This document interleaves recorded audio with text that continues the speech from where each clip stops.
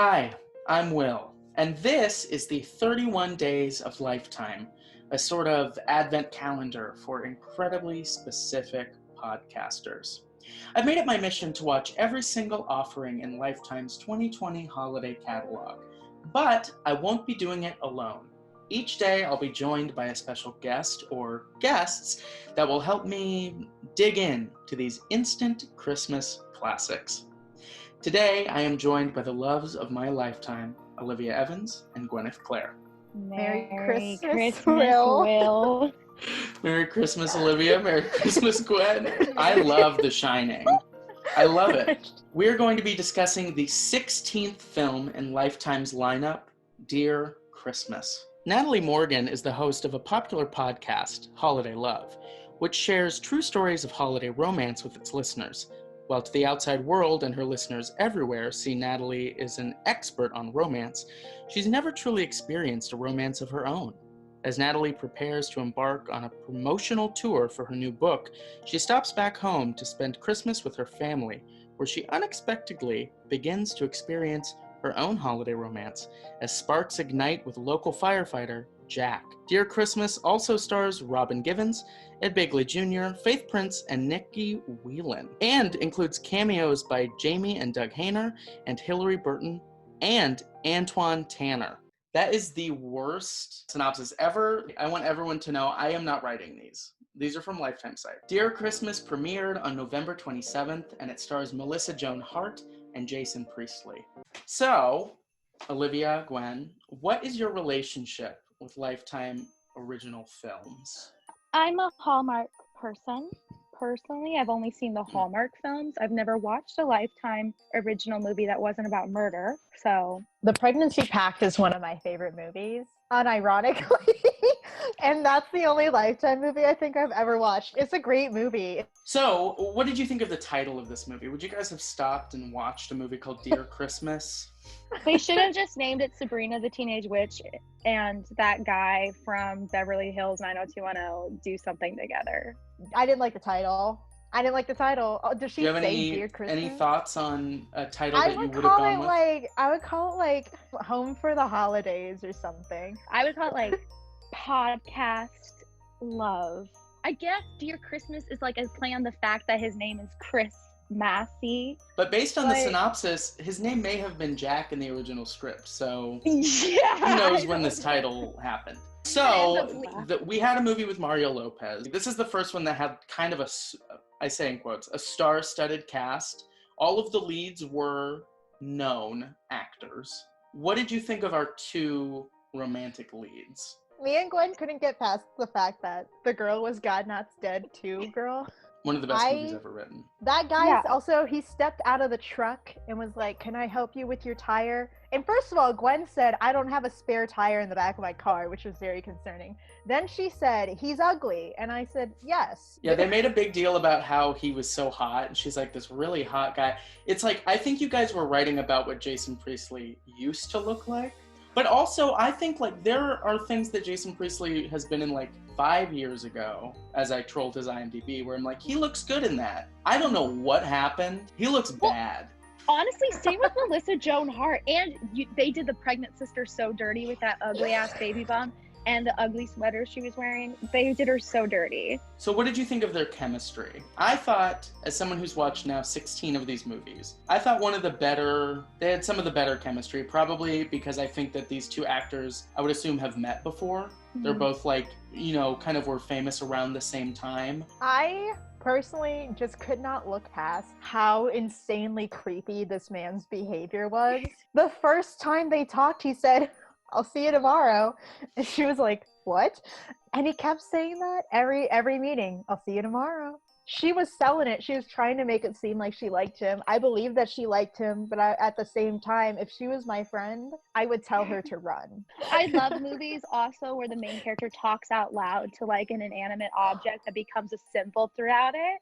We got that with the Crystal Heart. She had a lot of chemistry with that Crystal Heart when she turned to the Crystal Heart and said, I've never been in love. I believe that those two loved each other. Also a great drag name, Crystal Heart. let's talk about the supporting cast. We had a pretty good supporting cast, a lot of famous faces. Let's talk about our parents. What did you think of those two? I saw Faith Prince in First Wives Club in Chicago, and I have her signature on a playbill. So I just liked looking at her on screen because I was like, oh, I met her. So I had a great time. I loved her hair. I liked the color of her hair. Her hair was great. I was a fan of her hair. On the opposite hair spectrum, the sister.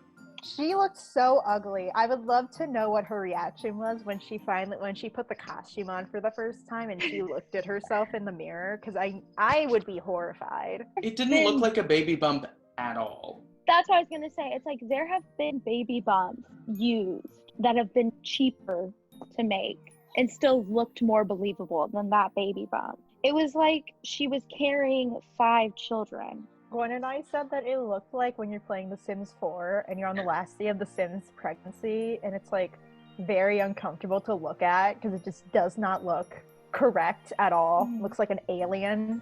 She and her husband's relationship, first of all, they're having a child, and the entire movie painted their relationship as if it was stupid and bad. And he's gone. He's just not there. Yeah, and then he shows up and has like a line, then he's asleep. I just want to throw out there too, I could not figure out how much time was passing in this movie. I have no idea how long we were in this girl's hometown for. And I have so many questions on why the main character got what seemed to be like a month-long Christmas break, and her sister's husband got absolutely no time off from work. 0. Until his wife was giving birth, and then he was allowed to leave. She was technically working from her parents' house, but I think she just procrastinated until the final day. But also, like, what did she need to do? A lot of her work was just sitting and watching those horrible videos. Those must have been the special guest stars. I didn't recognize any of them. I also think that those were all filmed after the pandemic. Which is confusing because she was taking these FaceTimes and I was like, oh, it's like commentary on the pandemic. But then I looked at like the rest of the town and I'm like, wait, it can't be because no one's in a mask. One-off line where they're like, we made the crystal hearts for the first line, like, workers. The first responders, yeah. It's like, where are we in time? They just meant in general. James What do we think of her Priest is boss? Who's her boss? Who's her boss? The old man? No, the only person of color in this movie was her boss. I thought that was her friend. I thought they were just friends and then I coworkers. thought they were just. I like the scene where her and her boss are wrapping her Christmas presents together, and she's picking each of them up like individually, and she's like, "What is this? Who is this for?" And then she like uses them. It made me fall in love with her immediately, and then she disappeared. Okay, what is the conflict of this movie? Because I actually have a timestamp here of when I believe in this 1 hour and 27-minute movie. I have conflict starts at 1:15.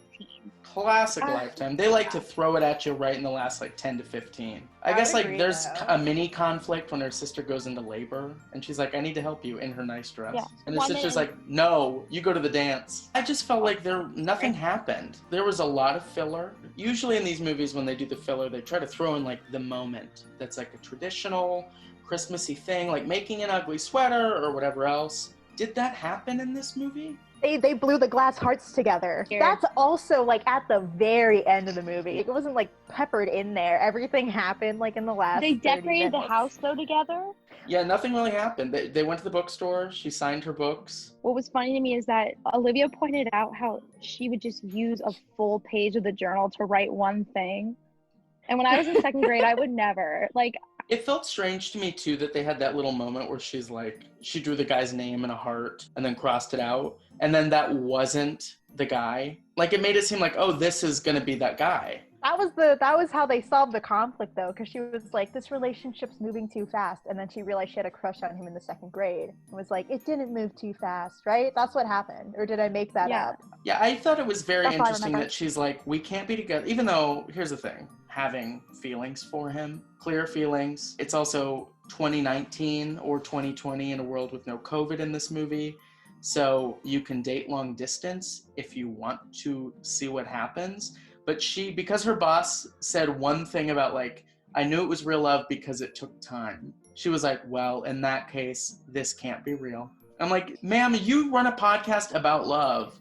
Shouldn't you know that sometimes it is different? So I've prepared a game based on the IMDb of the 4 famous people in this movie. So I'm going to read a fact about their IMDb, something that I found on IMDb. Your job is to match who it goes to. Do I get to know my options?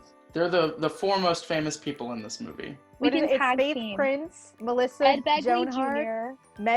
Ben Begley, Ed Begley Jr. Ed Begley Jr. and he's Jason the guy. Priestley. I'm gonna call them the girl, the mom, the dad, and the guy. That's fine. That Perfect. works too. Okay, ready? So first one. Credited as playing Mrs. Chang on The Loud House. It's bad no matter what. The mom. Is it Faith Prince? I hope it's not Faith Prince. It is unfortunately Melissa Joan Hart. Played I Mrs. mean- Chang on The Loud House and its spin-off. Next I one. should have known Faith Prince would never do that.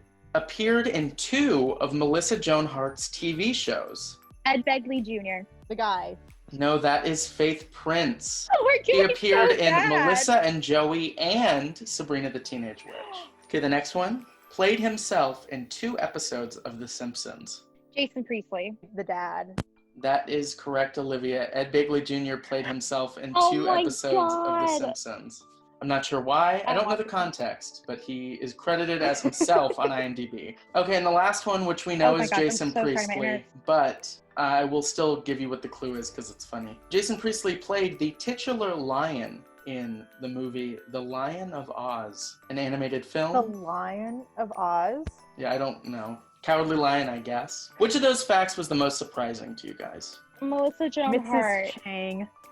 being in things other than Sabrina the Teenage Witch. Or God's Thank God Not for Dead that, too. too. Well, before we wrap up, I've got 2 little opinion questions for you guys. The first is Jason Priestley as Chris. On a scale from 1 to 10, how dateable is the character? Oh, it was 1 to 10. I'm still Yeah. gonna give him a 0 because he needs to go to therapy and work out his issues. He clearly has problems. He definitely falls in love with the idea of a person. I don't think he could tell me 5 things that he actually liked about this girl that he's dating. Also, stalking's not cute. I will have to say, I think he is a walking red flag. That's a 0, like 0 out of 10. I think that's 2 zeros. I think he is now the lowest rated man. Lower than Troy Bolton's dad's brother. Okay, next question. Who would you guys say is the MVP of this movie? Could be an actor, could be a character. I'm gonna say the Glass Heart gave the best performance I had seen in the entire movie. Really connected with their partner. I think they found a way to make their very subtle role in this movie have such a great impact. Gwen? My MVP is whoever knocked on that Hillary Burton's door in the Zoom call so that the one dude could look in this camera and be like, I'm going to propose to her. Because had that guy not knocked at her door with the package, we would never have gotten that information that paid off 0. Olivia, Gwen, where can people find you if they want to follow you this holiday season? All of my social media is at Ollipops with a Z, not an S. You can find me on Instagram at Gwyneth Clare. It's Gwyneth, like Gwyneth Paltrow, and Claire without the I. You can also find me on Twitter, Gwen_Claire. Thank you guys so much for being here and talking about this incredible movie with me today. And thank you for watching. I'll be back tomorrow to discuss Merry Little Christmas Wedding with Lincoln Klaus and Evan Duff. And every day this month to talk about a different Christmas flick. If you had a holly jolly time watching this video, you can go ahead and hit that like button.